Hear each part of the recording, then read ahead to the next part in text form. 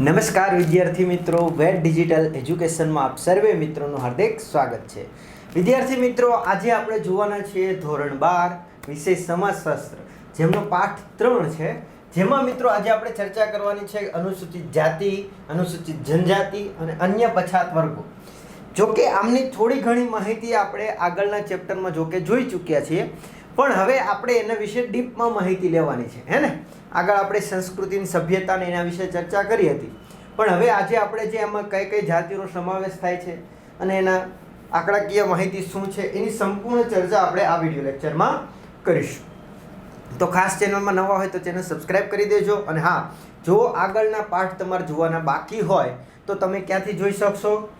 આપણી યુટ્યુબ ચેનલમાંથી તો જોઈ જ શકાશે, પણ ત્યાં તમને વિડીયો મળશે નહીં, કેમ કે આપણે કેટલાક બધા ધોરણ 3 થી 12 સુધીના ધોરણો છે, દરેક વિષયો હોય, એના દરેક પાઠ હોય, એટલે ઘણા બધા વિડીયો થઈ જાય, હજારોમાં વિડીયો થઈ જાય, હે ને? તો શું કરવાનું? તો કે પ્લે સ્ટોરમાં જવાનું. રેડી? જ્યાંથી તમે ગેમને ડાઉનલોડ કરો છો ને, ત્યાંથી તમારે આ વેટ ડિજિટલ એજ્યુકેશન નામની એપ્લિકેશન સર્ચ કરી લેવાની. આવો લોગો છે, આ જ નામ છે, એને પછી તમારે ઓપન કરવાની. હા, 5 લાખ પ્લસ ડાઉનલોડર છે, કદાચ તમે ડાઉનલોડ કરતા હોય ત્યારે વધી પણ જાય, તો આટલા ડાઉનલોડર છે એટલે તમને ખ્યાલ આવી જશે કે ભાઈ આપણી એપ્લિકેશન આ છે. રેડી? ચાલો, હવે એને ઓપન કરશો એટલે આવું પેજ આવશે.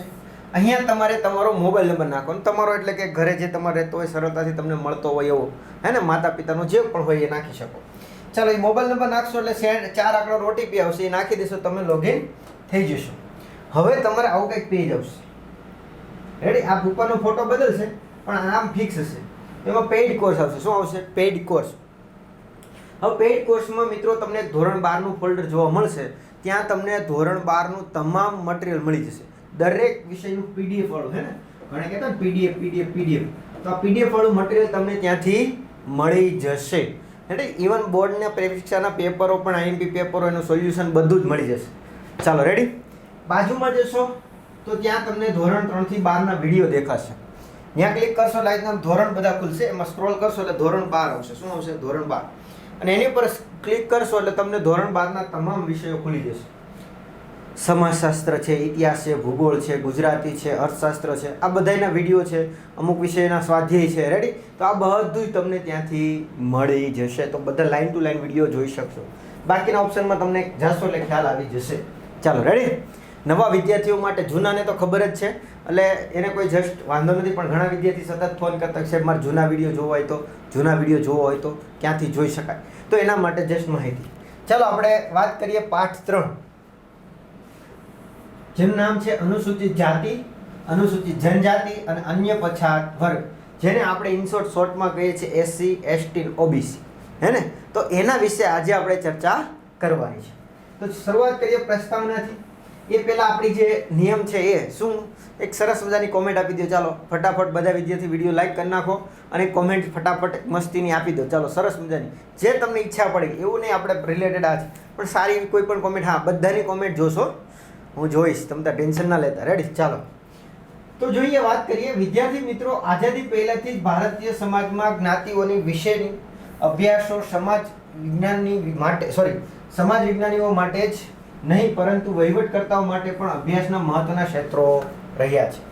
એટલે કે જે આપણે આઝાદી થઈ, રેડી? આઝાદી પહેલાં પણ આ જે જ્ઞાતિઓ છે એ જે એના વિશેની જે પણ કંઈ અભ્યાસ છે, હે ને, એની ચર્ચા છે, એ કોઈ વહીવટકર્તા માટે જ મહત્વનો વિષય નથી રહ્યો. રેડી?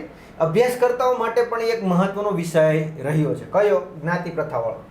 ભારતીય સામાજિક જીવનમાં જ્ઞાતિઓના ચોક્કસ કોટિક્રમ જન્મદત્ત દરજ્જા સાથે સંકળાયેલા છે. એટલે કે આપણે જે ભારતીય સમાજમાં વાત કરીએ તો જ્ઞાતિ પ્રથા કઈ રીતના છે? તો કે જન્મદત્ત છે. કેવો? જન્મનીતાની સાથે. કોઈ બાળકનો જન્મ છે કોઈ જ્ઞાતિમાં થયો તો એ બાળકનો બાય ડિફોલ્ટ જન્મતાની સાથે જ એ જ્ઞાતિ થઈ ગઈ. જેમ કે તમારો જન્મ, ચાલો, તમારો જન્મ જે જ્ઞાતિમાં થયો હશે તો તમે છે એ ઓટોમેટિક કેમાં ગણાશો? તો કે એ જ જ્ઞાતિના ગણાશો. એના માટે કોઈ તમારે અલગથી પ્રોસેસ, કાર્યવાહી એવું કશું કરવાનું હોતું નથી. ખ્યાલ આવી ગયો ને? એટલે આપણી જે, જોકે આપણે ભારતના ઇતિહાસમાં વાત કરી, ઇતિહાસ વિશે જે આપણે મિત્રો ચર્ચા થઈ ગઈ છે ને ઇતિહાસમાં. હા, તમારે વિડીયો જોવાના બાકી હોય તો જોઈ લેજો. તો ઇતિહાસમાં આપણે ચર્ચા કરી કે શરૂઆતમાં આપણી વર્ણ વ્યવસ્થા હતી. તો એ કઈ રીતના હતી? કર્મના આધારે હતી. કેવી હતી? કર્મના આધારે. એટલે કે તમે કયું કામ કરો છો એના આધારે તમે બ્રાહ્મણ, ક્ષત્રિય, વૈશ્ય, શૂદ્ર એ રીતના જ્ઞાતિમાં આવશો. પણ સમય જતાં મિત્રો છે આ જે વર્ણ વ્યવસ્થા હતી એ કેમાં બની ગઈ? તો કે ભાઈ જન્મના આધારે બની ગઈ. શેના આધારે બની ગઈ? જન્મની આધારે. એટલે કે કોઈ વ્યક્તિ છે, કોઈ એક જ્ઞાતિ છે, એ જ્ઞાતિમાં કોઈ બાળકનો જન્મ થાય છે તે ઓટોમેટિક બાય ડિફોલ્ટ છે એ શું બની જશે? એ જ્ઞાતિનો માણસ બની જશે. રેડી? એટલે કે આપણે અહીંયા છે કઈ રીતના છે અત્યારે હાલમાં પણ જન્મતાની સાથે જ છે એ શું મળી જાય છે? જ્ઞાતિ પ્રથા આપને મળી જાય છે. રેડી? જેવી રીતના તમને મળેલી છે, હે ને? ચાલો જોઈએ ધોરણ 11 માં આપણે જ્ઞાતિ વ્યવસ્થા એના લક્ષણો જાણ્યા, સમજ્યા. રેડી? અને આપણે સૌ જાણીએ છીએ કે જ્ઞાતિ વ્યવસ્થા કોટિક્રમ વ્યવસ્થા છે. તો જેમાં કેટલાક જ્ઞાતિ સમૂહોને ઉચ્ચ તો કેટલાક જ્ઞાતિ સમૂહોને નિમ્ન દરજ્જો મળ્યો છે. તો આપણે ધોરણ 11 માં મિત્રો, હા, જો એના વિડીયો તમારે જોવાનું બાકી હોય તો જોઈ શકો છો. કદાચ એમ થાય કે સાહેબ ત્યારે જોયા નહોતા તો અત્યારે એક વખત જોઈ લો એટલે બોર્ડમાં મને કદાચ આને રિલેટેડ પૂછાય તો ઇઝીલી સમજાઈ જાય, સરળતાથી ખ્યાલ આવે, તો એ પણ તમે જોઈ શકશો. ધોરણ 12 નું કીધું એટલે ધોરણ 11 માં જઈને થઈ જાય ને. ઇનશોર્ટ 3 થી 12 છે. તમારા મિત્ર, સગા સંબંધી બધાને શેર કરી દેજો. કરી દીધું ને? ઓકે, સરસ. ચાલો, હોશિયાર વિદ્યાર્થી, હે ને? ચાલો, તો શું કહે છે ભાઈ, આપણે જે ધોરણ 11 હતા એમાં આપણે જ્ઞાતિ વ્યવસ્થા, એના લક્ષણો, એના વિશે આપણે ડીપમાં ચર્ચા કરી ગયા. કેમાં? ધોરણ 11.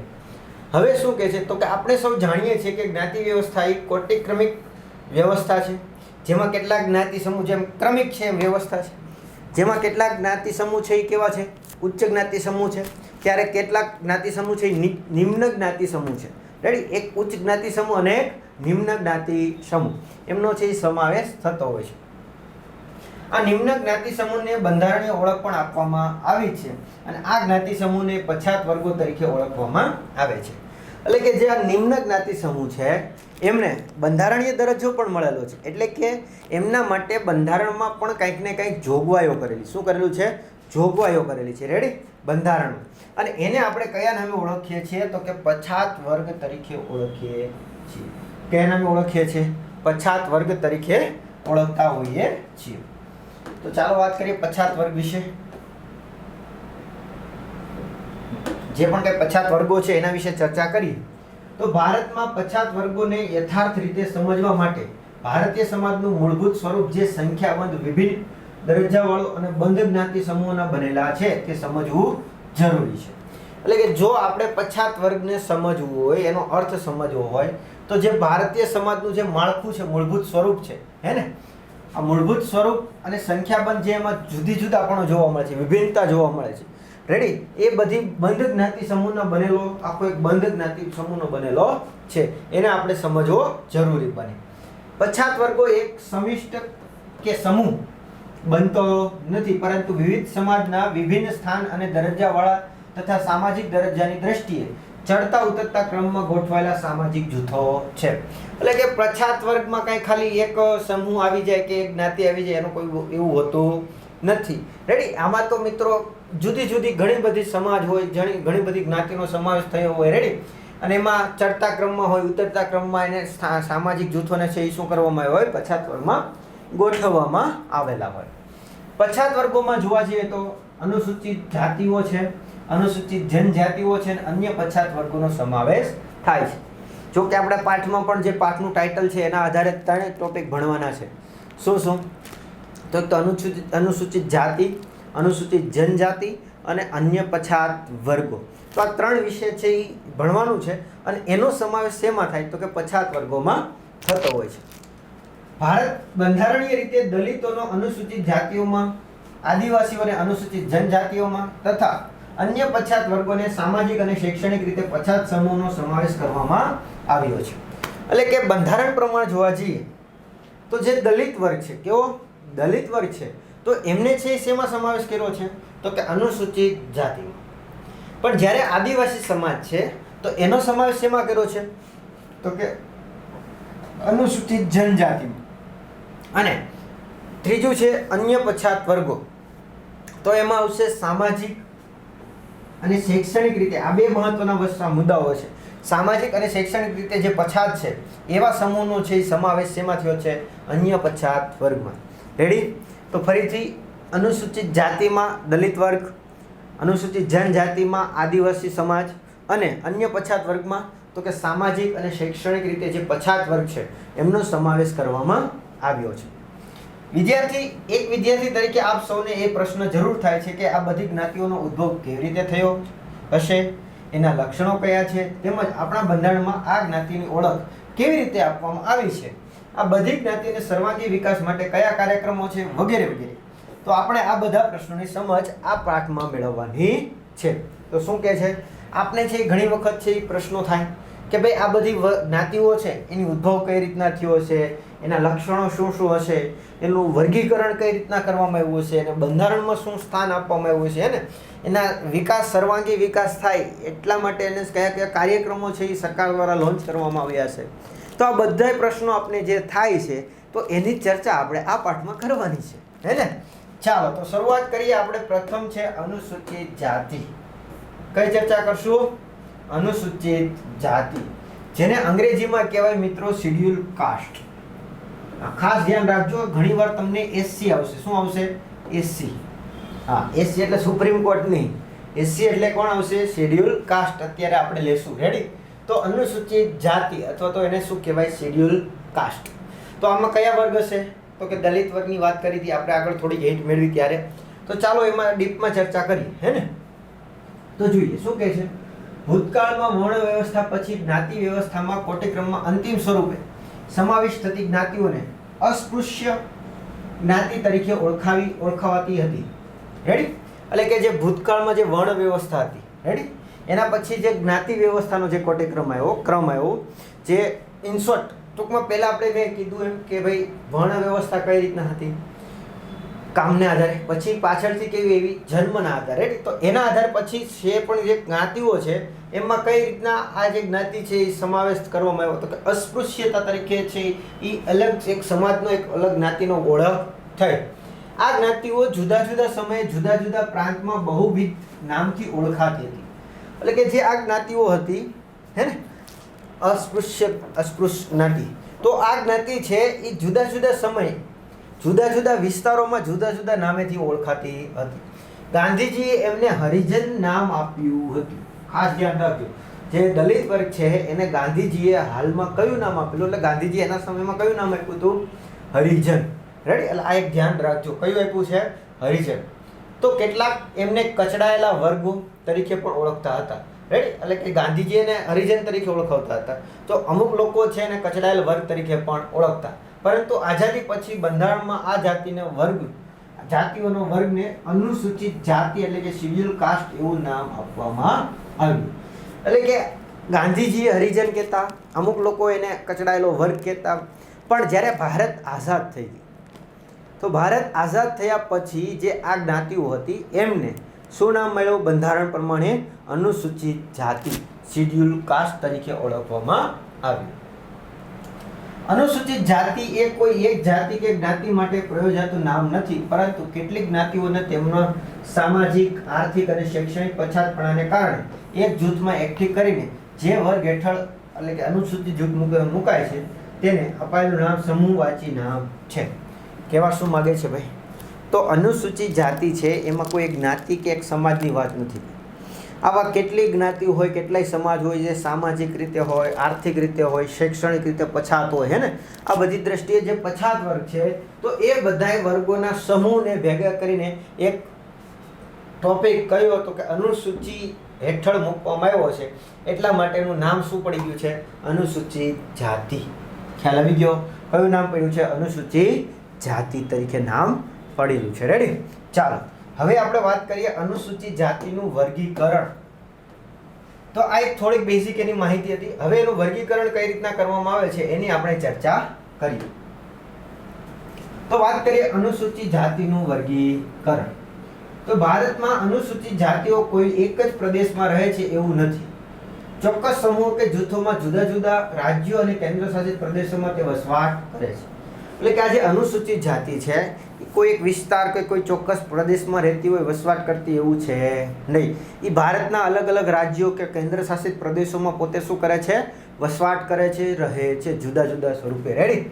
ચાલો, એક જ રાજ્યમાં એકથી વધુ પ્રકારની અનુસૂચિત જાતિ વસવાટ કરે છે. એટલે કે ખાલી એક જ રાજ્ય હોય ને એમાં એક જ જાતિની અનુસૂચિત જાતિ સમાજ રહેતો હોય એવું હોય નહીં, એમાં પણ એક જ રાજ્યમાં પણ અલગ અલગ અનુસૂચિત જાતિઓ વસવાટ કરતી હોય છે. આ બધાની ઘણી પ્રાદેશિક અને સાંસ્કૃતિક ભિન્નતા છે અને આ બધી યાદી મોટી છે. અહીં આપણે ભારત અને ગુજરાતના એનું પ્રમાણ કેટલું છે એની માહિતી મેળવીએ. એટલે કે આમ જોવા જઈએ તો આ બધી જે પણ કાંઈ અનુસૂચિત જાતિઓ છે એની પ્રાદેશિકતા, પ્રદેશવાદ છે, ઈ છે, ઇન શોર્ટ સંસ્કૃતિ છે, બરાબર. આ બધામાં ભિન્નતા હોય. ભિન્નતા એટલે જુદા પણ હોય. શું હોય? જુદા પણ હોય. રેડી? ઓકે. અને આની યાદી જોવા જાવ તો બહુ બધી છે, પણ આપણે છે એ મિત્રો કોને ધ્યાનમાં રાખવાનું છે તો કે ભારત અને ગુજરાતને ધ્યાનમાં રાખીને અનુસૂચિત જાતિ વિશે માહિતી આપણે ચર્ચા કરવાની છે. ચાલો, કેમ કે ભારત અને ગુજરાતને ધ્યાનમાં રાખશું, વિશ્વમાં પણ મિત્રો ઘણી બધી વસવાટ કરતી હોય છે અનુસૂચિત જાતિ. હવે બધાની આપણે ચર્ચા કરશું તો આપણે કંઈ એનો મતલબ છે નહીં. આપણે વધારે પડતું ક્યાં જોવાનું હોય? ભારત અને ગુજરાતના સંદર્ભમાં. રેડી? ચાલો. તો ભારતમાં વર્ષો સુધી અનુસૂચિત જાતિને સામાજિક કોટિક્રમના નિમ્ન દરજ્જો અપાયો હતો. એટલે કે જે ભારતમાં આપણે વાત કરીએ તો કે અનુસૂચિત જાતિને વર્ષો સુધી કોટિક્રમ ક્રમ પ્રમાણે જોવા જાવ તો નીચે દરજ્જો અપાયો. કેવો? નીચો, નિમ્ન દરજ્જો અપાયો હતો. તેમના વ્યવસાયોમાં ખાસ કરીને ચામડાનું કામ, સફાઈ કામ, વણાટ કામ વગેરે જેવા હતા. એટલે કે એમના વ્યવસાયો, જે નિમ્ન અનુસૂચિત જાતિના જ્ઞાતિના લોકો હતા, એમનો વ્યવસાયો પણ એવા હતા. શું? તો કે ચામડાનું કામ કરવું. રેડી? જે પશુ જે મૃત્યુ પામે એના ચામડાઓ બાબતે રેડી એને રિલેટેડ કામ કરતા હોય. પછી નાના મોટા જે પણ કાંઈ કામ હોય એ. પછી સફાઈ કામ સાથે પણ ક્યાંક ને ક્યાંક જોડાયેલા હોય. વણાટ કામ સાથે પણ ક્યાંક ને ક્યાંક જોડાયેલા હોય. એટલે કે ટૂંકમાં એવું કહી શકાય કે અનુસૂચિત જાતિના જે વર્ગ હતા એ લોકોના શરૂઆતના એ સમયના કામ છે આવા બધા એમના કામ હતા. તેને લીધે આર્થિક વળતર પણ ઓછું મળતું અને તેઓ આ દેશના નાગરિક હોવા છતાં કેટલીક અસમાનતાઓ ભોગવી પડતી, જેથી 1955માં ભારત સરકારે અસ્પૃશ્યતા નાબૂદી કાનૂન બનાવ્યો. તો શું કહે છે ભાઈ? તો કે હવે આ કામ બધા આવા કરતા એટલે સ્વાભાવિક છે કે આ બધા કામને લીધે એમને વળતર પણ ઇકોનોમિક દ્રષ્ટિએ આર્થિક રીતે વળતર કેવું મળતું? ઓછું મળતું. કેવું મળતું? ઓછું મળતું. રેડી? સાથે સાથે શું કહે છે તો કે એ ભારતના નાગરિક, છેલ્લે તો ભારતના નાગરિક જ છે ને, પણ છતાં પણ એમને ઘણી બધી અસમર્થતા છે. ક્યાંક ને ક્યાંક એને સમાજમાં જે પણ એમનું સ્થાન હોવું જોઈએ એ ક્યાંક ને ક્યાંક જોવા મળતું નહીં. રેડી? આથી ભારત સરકાર જ્યારે ભારત આઝાદ થયો ત્યારે 1955માં, કઈ સાલમાં? આ યાદ રાખજો, 1955. એક ગુણનો સવાલ છે ભાઈ. 1955માં ભારત સરકારે કયો? અસ્પૃશ્યતા નાબૂદીનો કાનૂન બનાવવામાં આવ્યો. કયો? અસ્પૃશ્યતા નાબૂદી. એટલે ઇન શોર્ટ મિત્રો, છૂત અછૂત વાળો જે છે હે ને, કોઈ પહેલાંના સમયમાં તમે જોયા હોય તો અમુક જ્ઞાતિના લોકોને અડવું નહીં, હે ને, તો આ બધા થોડાક હતા, એમની સાથે બેસવું ને એમની સાથે ખાવું ને આ બધા જે પણ કંઈ અલગ અલગ માન્યતાઓ હતી એ બધાને દૂર કરવા માટે સરકારે 1955માં છે એ શું કર્યું તો એક અધિનિયમ લાવેલા. ક્લિયર? ચાલો. આ ઉપરાંત શિક્ષણ, નવું વ્યવસાયીકરણ, નોકરી, જાહેર વાહન વ્યવહારોનું વધતું જતું પ્રમાણ, સંચાર માધ્યમો, શહેરીકરણ, ઔદ્યોગિકરણ, સંસ્કૃતિકરણને લીધે અનુસૂચિત જાતિના સાથેના વ્યવહારોમાં પરિવર્તન આવ્યું. એટલે કે ધીમે ધીમે છે એમાં શું થયું? પરિવર્તન થયું. એ લોકો સાથેના જે ભેદભાવ હતા જેમાં લીધે કયા મુદ્દાઓને લીધે છે પરિવર્તન વધારે પડતું થયું તો કે શિક્ષણ, હે ને, શિક્ષણ છે એ કોઈ પણ વ્યક્તિ ભણશે, આગળ આવશે તો જે આપણી સમાજની ખોટી જે માન્યતાઓ અમુક છે એનાથી દૂર જશે. રેડી? આ ભેદભાવોને બધો એનો વિરોધ કરશે તો એ શિક્ષણ છે. પછી નવું વ્યવસાયીકરણ એટલે કે નવા નવા રોજગાર, નવા વ્યવસાય, નવા નોકરી કરવી, જાહેર વાહન વ્યવહારનો ઉપયોગ કરવો, હે ને. હવે તમે ખ્યાલ હોય તો તમે ટ્રેનમાં જ મુસાફરી કરતા હો, હે ને, તો ટ્રેનમાં મુસાફરી જનરલ ડબ્બામાં તમે કરતા હોય તો ત્યાં તમે નહીં જોવો બાજુમાં, તમારી બાજુમાં કોણ ઊભો છે. તમને ત્યાં તમે એ જોતા હોય તો આપને સીટ મળી ગઈ, બસ ઘણું થઈ ગયું. ત્યાં બાજુમાં કઈ જ્ઞાતિનો છે, કઈ જાતિનો છે, એવું કશું આપણે જોતા હોતા નથી. રેડી? તો ઇન શોર્ટ ટૂંકમાં આ જાહેર વાહન વ્યવહારને લીધે પણ, પછી સંચારના માધ્યમો પણ અત્યારે ખ્યાલ છે. રેડી? અલગ અલગ માધ્યમો આવી ગયા તો એ પણ હવે થઈ ગયું છે. શહેરીકરણ જોવા જાઓ, ઔદ્યોગિકરણ એનો વિકાસ થયો, સંસ્કૃતિકરણનો વિકાસ થયો. એટલે કે આ બધાને લીધે ક્યાંક ને ક્યાંક છે એ શું થયું તો કે ભાઈ લોકો સાથે અનુસૂચિત જાતિના જે લોકો હતા એમની સાથે જે વ્યવહારો પહેલાં જે થતા હતા એમાં ઘણો બધો પરિવર્તન આવ્યો છે. વિશેષમાં અરુણાચલ પ્રદેશ, નાગાલેન્ડ, લક્ષદ્વીપ અને અંદમાન નિકોબારમાં અનુસૂચિત જાતિના કુટુંબો જોવા મળતા નથી. આ એક એક્સ્ટ્રા માહિતી છે. જે ભારતના રાજ્યો છે, કેન્દ્ર શાસિત પ્રદેશો છે, એમાં કયા કયા? તો અરુણાચલ પ્રદેશ, નાગાલેન્ડ, લક્ષદ્વીપ અને અંદમાન નિકોબાર. આમાં અનુસૂચિત જાતિ છે એના વસવાટ કરતી નથી. રેડી? તો અમુક રાજ્યોમાં વધારે વસવાટ કરતી હશે. ચાલો હવે આપણે શું માહિતી આપી છે બેઝિક? તો કે ભાઈ ગુજરાત અને ભારતના સંદર્ભમાં જે છે એ અનુસૂચિત જાતિ અને અનુસૂચિત જાતિનું પ્રમાણ ટકાવારી પ્રમાણે આપણે જોવાનું છે. ભારત અને ગુજરાતમાં કેટલીક વસ્તી પ્રમાણમાં અનુસૂચિત જાતિનું પ્રમાણ ટકામાં. તો પહેલું અહીંયા આપેલું છે 1961 ની સાલ છે, હે ને? 1961 માં છે ભારતમાં કેટલું પ્રમાણ હતું? 14.64%. જ્યારે ગુજરાતમાં અનુસૂચિત જાતિનું કેટલું હતું? 6.33%. નેક્સ્ટ છે 1971, તો એમાં 14.60% જે છે ભારતમાં અનુસૂચિત જાતિનું પ્રમાણ હતું. ગુજરાતમાં 6.84 હતું. 1981 માં તો કે 15.65% ભારતમાં હતું, જ્યારે ગુજરાતમાં 7.15% હતું. 1991 માં તો કે 16.48% હતું ભારતમાં પ્રમાણ, ગુજરાતમાં 7.41 હતું. 2001 માં તો કે 16.20% હતું, જ્યારે ગુજરાતમાં 7.10% હતું. અને 2011 માં 16.02% હતું ભારતમાં. તો ગુજરાતમાં કેટલું છે? તો કે 7.10%. ક્લિયર? તો ગુજરાતમાં 2011 ના સંદર્ભ પ્રમાણે કેટલું છે? 7.10%, જ્યારે ભારતમાં 16.02% છે એનું પ્રમાણ છે. તો ભારતમાં 1961 માં કેટલું હતું? 14.64% થી ગુજરાતમાં 6.33%. જ્યારે 2011 ની વાત કરીએ તો એમાં વધારો થયો ને, તો 16.02%, જ્યારે ગુજરાતમાં 7.10%. તો આ છે 2011 ના રિપોર્ટ પ્રમાણે અનુસૂચિત જાતિ છે એ 1961 થી 1961 થી 2011 સુધીનો જે સંદર્ભ છે ત્યાં સુધીની માહિતી આપણે આપેલી છે. હજી આપણે એક કોષ્ટક આપેલું છે, જોઈ લઈએ. સ્ત્રી પુરુષ પ્રમાણ, હે ને? ઉપરના કોષ્ટક પરથી જાણવા મળ્યું કે વર્ષ 1961 માં અનુસૂચિત જાતિનું પ્રમાણ કુલ વસ્તીના 14.64% હતું, જે વર્ષ 2011 માં 16.02% જોવા મળ્યું હતું. રેડી? જેમાં ગુજરાતમાં વાત કરીએ તો 6.33% હતું અને હાલમાં એટલે કે 2011 પ્રમાણે 7.10% છે. એટલે આપણે 1961 પ્રમાણેથી 2011 સંબંધ રિલેટેડ બે માહિતી ડેટા યાદ રાખો.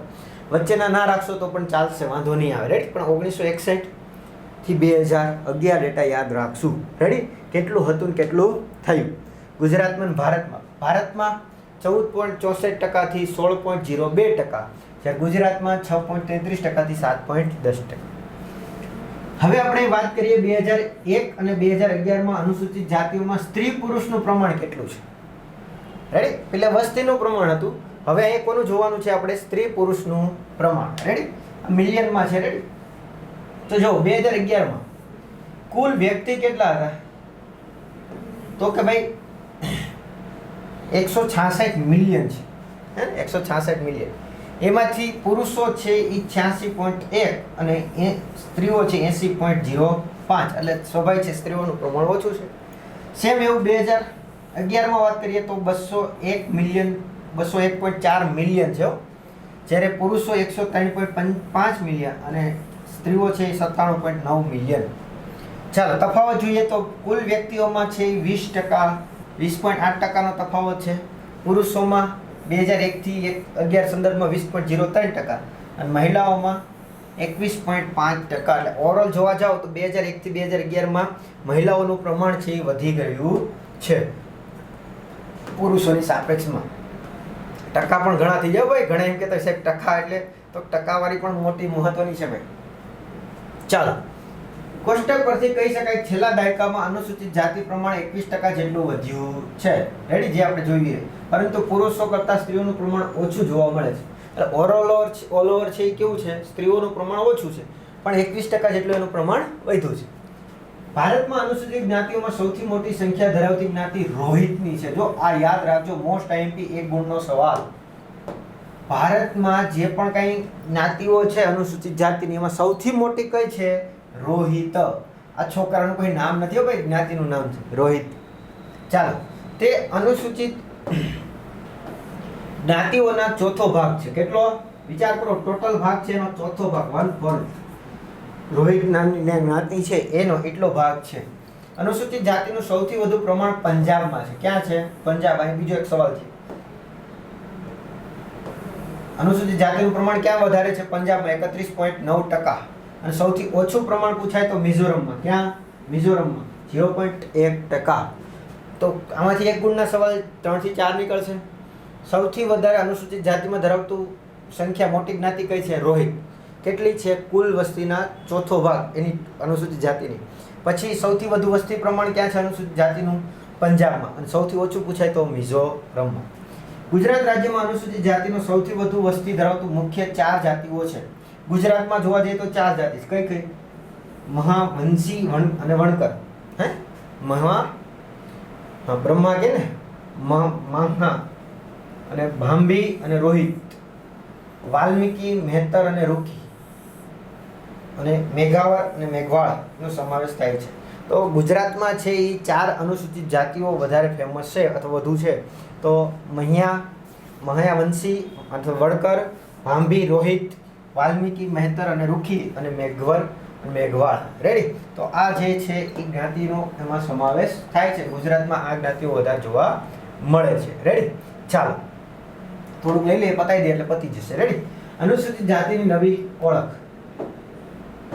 તો જોઈએ કે સ્વતંત્રતા બાદ અનુસૂચિત જાતિનો સામાજિક આર્થિક વિકાસ માટે બંધારણીય જોગવાઈઓના અર્થે અને કલ્યાણ અર્થે લેવાયેલ વિવિધ પગલાઓ તેમજ સમાજ સુધારકોએ કરેલા પ્રયત્નોને લીધે ભારતીય જ્ઞાતિ આધારિત સામાજિક સસ્ત્ર રચના છે એ માળખામાં પરિવર્તન આવ્યું છે. એટલે કહેવા એવું માગે છે કે સ્વતંત્રતા બાદ જે પણ કંઈ સામાજિક જાતિઓ, અનુસૂચિત જાતિઓ છે એમાં સામાજિક અને આર્થિક કંઈક બંધારણીય જે પણ કંઈ જોગવાઈઓ થઈ, આ સિવાય એમનું કલ્યાણ થાય એ માટેની વિવિધ પગલાઓ લેવાયા. રેડી? આ બધાને લીધે ભારતની જે પણ કંઈ જ્ઞાતિ આધારિત જે સામાજિક વ્યવસ્થા હતી એમાં આવે એ માળખામાં શું થઈ રહ્યું છે? ધીમે ધીમે પરિવર્તન આવેલું છે. અનુસૂચિત જાતિઓએ તેનો લાભ પણ લીધો છે. એટલે કે જે સરકાર દ્વારા, બંધારણ દ્વારા જે પણ કંઈ પ્રોવાઈડ કરવામાં આવે છે તો એના દ્વારા છે એની વિશે અથવા એના રિલેટેડ છે એ અનુસૂચિત જાતિઓએ શું કરેલો છે? લાભ પણ મેળવેલો છે. સંસ્કૃતિકરણની પ્રક્રિયા, બૌદ્ધ ધર્મ અંગીકાર, અનામત પ્રથા, શિક્ષણ, વ્યવસાયિક પરિવર્તન અને સ્વજાગૃતિ એમની નવી ઓળખ ઊભી કરી છે. એટલે કે એમાં સંસ્કૃતિકરણની પ્રક્રિયા, બૌદ્ધ ધર્મનો અંગીકાર કરેલો છે આ જાતિ ઘણા લોકોએ, અનામત પ્રથા છે, શિક્ષણમાં જોગવાઈ કરવામાં આવી છે, વ્યવસાયિક પરિવર્તન આવ્યા છે, પોતાનામાં જાગૃતિ એવી છે. એને લીધે એમ કહે છે કે નવી એક પોતે ઊભી ઓળખ કરી લીધી છે. રેડી? એટલે ઘણું બધું એનામાં પરિવર્તન આવ્યું છે. આ માટે જો કે કેટલાક આંદોલન પણ જોવા મળ્યા છે, પરંતુ ધીમે ધીમે ભેદભાવભર્યા વર્તન અને હાલાકીમાંથી મુક્ત થઈ ઉત્કર્ષ તરફ જઈ રહ્યા છે અને સમાજના મુખ્ય પ્રવાહમાં આવીને વિધાયક ઓળખ પ્રાપ્ત કરી રહ્યા છે એવું કહી શકાય. એટલે કે જો કે એમની ઓળખ પરિવર્તન સમાજમાં લાવવા માટે ઘણા આંદોલન પણ થયા હતા, પણ હવે ધીમે ધીમે એમ કહી શકાય કે આ ભેદભાવવાળું જે વર્તન હતું, ઊંચે નીચેનો ભેદભાવ હતો એ બધું હવે ધીમે ધીમે લુપ્ત થઈ રહ્યું છે અને એ પોતે સમાજની એક નવી ઓળખ ઊભી કરી રહ્યા છે. રેડી? અને સમાજના જે પણ કંઈ વેગ છે એમાં પોતે છે એ ભળી રહ્યા છે. તો આ આખી માહિતી હતી મિત્રો અનુસૂચિત જાતિની, એટલે કે શિડ્યુલ કાસ્ટ. 5 ગુણમાં સવાલ પૂછી શકાય એવો છે, તો યાદ રાખશું. હે ને? અનુસૂચિત જાતિ, એમાં વર્ગીકરણ કઈ રીતના થાય છે એ પણ માહિતી ધ્યાનમાં રાખવાની છે. રેડી? ચાલો હવે નેક્સ્ટ આપણો ટોપિક છે અનુસૂચિત જનજાતિ, જેની ચર્ચા મિત્રો હવે આપણે આવતા લેક્ચરમાં કરીશું. તો આ વિડીયો લેક્ચરમાં આપણે અહીંયા સુધી રાખીએ. Thank you. જય હિન્દ, જય ભારત. અસ્તુ.